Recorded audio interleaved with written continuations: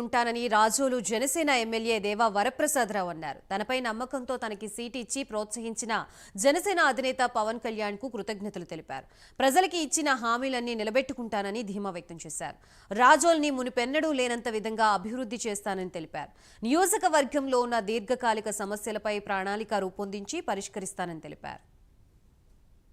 అత్యంత ఎక్కువ మెజారిటీతో నెగ్గించిన రాజోలు నియోజకవర్గపు ఓటర్లందరికీ కూడా నా ధన్యవాదాలు.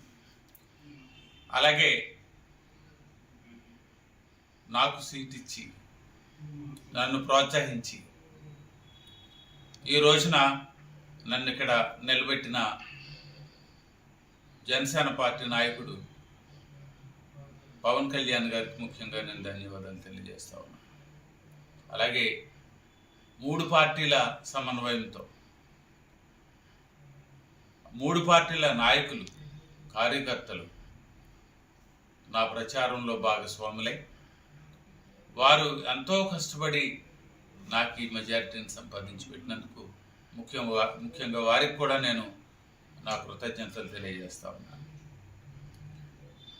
రాజోలు నియోజకవర్గం ముఖ్యంగా సమస్యలమయం. ముఖ్యమైన ప్రధానమైన సమస్య మంచినీటి కొరత. ఈరోజు ఈ సమస్యల్లో నేను తీరుస్తానని నేను ప్రజలకి, ఓటర్లకి నేను హామీ ఇవ్వటం జరిగింది. అట్లా రోడ్లు అయి ఉండొచ్చు, కాలువలు అయి ఉండొచ్చు, ఎటుగట్లు అయి ఉండొచ్చు, అలాగే డ్రైన్లు అయి ఉండొచ్చు. ఇవన్నీ కూడా ఈ సమస్యలను తీరుస్తానని నేను చెప్పి నేను ప్రజలకు నేను హామీ ఇవ్వటం జరిగింది. అలాగే అభివృద్ధి కార్యక్రమాలు చేస్తానని చెప్పి హామీ ఇవ్వటం జరిగింది. అది కోనసీమ రైలు అయితేనేమి, అటు అంతర్వేది టెంపుల్ పరిసర ప్రాంతాలు అయితేనేమి, అలాగే సగినేటిపల్లి వంతెన అయితేనేమి, ఇలా అభివృద్ధి పనులన్నీ కూడా నేను తప్పనిసరిగా చేస్తానని చెప్పి నియోజకవర్గంలో ప్రజలకి నేను హామీ ఉంటుంది.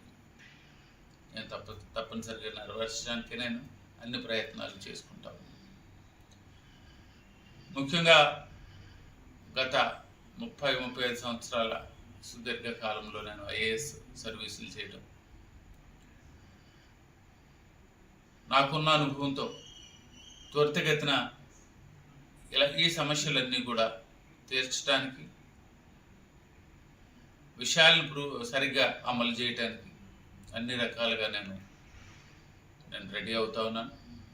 అలాగే జిల్లా యంత్రాంగం కానీ, ఇక్కడ పనిచేసే ఉద్యోగులు కానీ, వీరందరూ కూడా తప్పనిసరిగా నాకు మంచి సహకారం ఇస్తారని చెప్పి కూడా నేను అనుకుంటా ఉన్నాను.